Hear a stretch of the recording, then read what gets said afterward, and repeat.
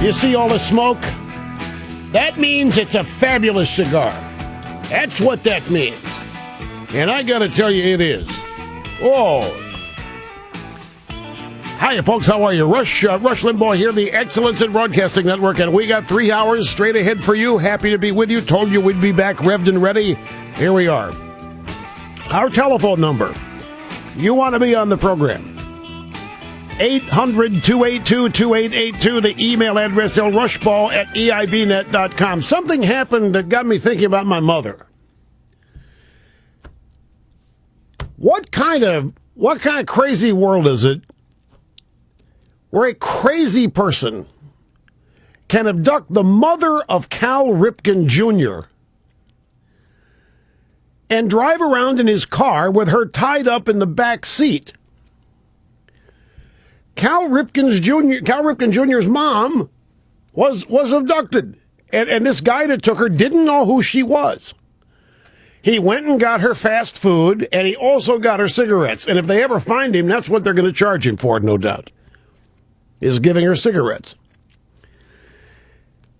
Her name is Violet, and she was, her husband, Cal Ripken Sr., labored forever in the minor leagues, and then finally got his promotion to coach and a manager finally in the major leagues of the Baltimore Orioles. And she served as a surrogate mother to all those minor league players that came through when her husband was a manager. Now, the reason this struck home to me, it's a different world. Those of you who have been listening to this program since the beginning will no doubt remember my mother and her numerous appearances on this program and on the television show. And you know, she was the queen of the blue-haired Bloody Mary gang, as I called her and her friends. But I lived in mortal fear that something like that would happen to her all the time. Now, we grew up, little town in Missouri, and when this program first started, it was just building, and it was the kind of white hot popular associated with something new, unique, everybody glomming onto it, and people driving through southeast Missouri would pull off I-55, drive into Cape Girardeau, and look up my mother, and they'd go by the house, and she'd let them in. And and thankfully, every one of them was a solid, upstanding citizen fan. Folks, I'll tell you, I got so mad one day. It got to the point where I'd go home to visit my mother, and I'd get there to be 150 books stacked up on the table in the dining room that she'd collected from people who've been sending them in. And I said, Mother, I'm coming here to get away from it. No, son, these people love you. They've sent me those books, and you've got to sign them so I can send them back. I said, I'm not going to have time to talk to you. That's okay. You have to pay attention to these people. She just, the fact that people all over the country loved her little boy just was the greatest thing that ever happened to her. Yeah, and everybody who met Millie loved her too. But just to stop it, well, they tried to see my grandfather. He was a little bit more difficult to reach. Well, folks, my mother invited the National Enquirer in to have coffee when they came by. Son, we don't have any. We're Limbaugh's. We got nothing to hide. If they want to see your draft records, I'll be glad to show them to you. She did that. The Enquirer reporter said, I can't believe this. Of course, I don't know about any of this until it's over. And I said, Mother, look, this is my business. You can't be injecting yourself. No, son, you don't. I was always a son. I never knew what was good for me. I never knew the right thing to do. I remember I got so mad one day when I finally had to start flying privately just for the privacy and the security of it. She'd pick me up at the airport, and I'd spend the weekend, and on Sunday, she'd take me back to the airport. Well, so one Sunday, she was behaving extremely differently, eager for me to leave. Normally wasn't the case. Kept reminding me I had to get to the airport. And I said, well, I'm just standing by at noon. We'll go, no, you really should get there a little earlier because you never know weather. And I says, no, the weather's fine. I've checked it. Well, you should. She said, by the way, I'll meet you out there. I've got to go do some things, so I'll just meet you at the airport. David can take you. Oh, okay. So David came pick me up. We drive to the airport. We drive up to the airplane. And I can see, there's her car. And there's another car. And I look in the windows of the airplane. There's a bunch of people in there. And David will tell you, I slammed the door on his car so loud I nearly broke it. I got on the airplane and she had 4 people she didn't know who had stopped in the week prior to say hello, and she'd invited them back to meet me and hadn't told, they're big fans, and she hadn't told me any of this, and they're on the airplane. I get on the airplane and there's these 4 people that I don't know, and if there's no way that this could happen today, but this is, when I see that Cal Ripken's mother was abducted, I lived in mortal fear that was going to happen to my mother every day. People would stop in from all parts of the country. My grandfather's funeral, she invited people that stopped in that day to go to the funeral. No, not his funeral, it's 102nd birthday or something.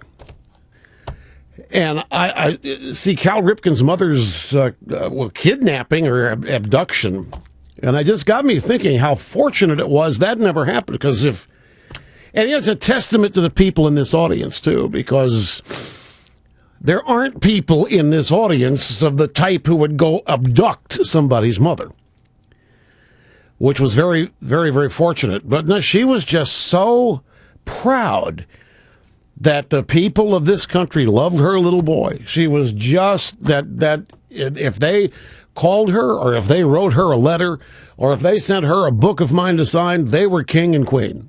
And she wanted to make sure that they knew that our family appreciated them. So I think a couple of them even spent the night with her once in a guest room. A couple from St. Louis. Well, no, when I got on the airplane, I could not cover my anger. That's a breach. That was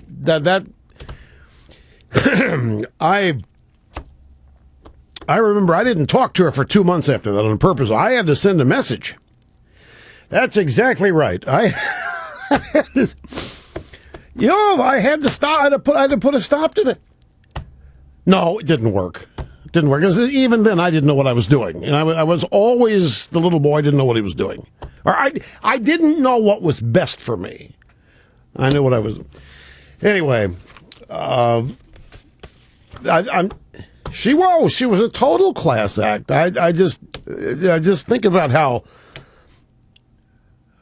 as I say, Cal Ripken's mother abducted by some wacko driving around with her tied up in the back seat of the car. And because my mother made herself so accessible, so desirously so, it was just a stroke of luck that something like that didn't happen. And it's we grew up in an age where we didn't lock the doors. We didn't have suspicion of the neighbors. And there's still pockets of the country where people can live like that, but they're not very, I think that's the kind of world that Cal Ripken's mom grew up in. And that's why this happened to her in a way. She just doesn't, because of the era in which she grew up, mentoring and being a surrogate mother to all these minor league players that came through town. Somebody saw the best in everybody. That's what was, I guess, the characteristic about my mom. She saw the best in everybody, except me, as her son. And I'm just kidding. It was quaint, how no matter what I did, I still at times in certain things didn't know what was best. For me, jobless numbers are out, folks. Do you care? Do you want to know what the jobless numbers? Here we are. Jobless claims revision Thursday. Government and their media minions are trumpeting a supposed 35,000 drop in new unemployment claims, but even the AP admits that this figure may be distorted by seasonal factors. Now, in reality, the weekly claims figure is distorted by seasonal factors every week. It's probably due to the campaign season factor rather than the climate season.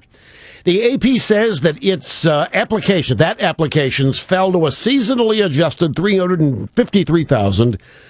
That's the biggest drop since February of 2011, but it was only such a big drop because last week's uptick was so much. AP says that unemployment benefit applications are a measure of the pace of layoffs. It doesn't really fundamentally change anything, and there's nothing. I don't think that's going to fundamentally change economics between now and Election Day. Because people say that, any number of things probably can happen, but the economy is such a slow-moving thing that that's another. It's bad so long. It's another reason why some people think it's not enough in and of itself as a campaign issue for Romney to run on. USDA newsletter encourages employees not to eat meat. This story has been unearthed by Caroline May at the Daily Caller.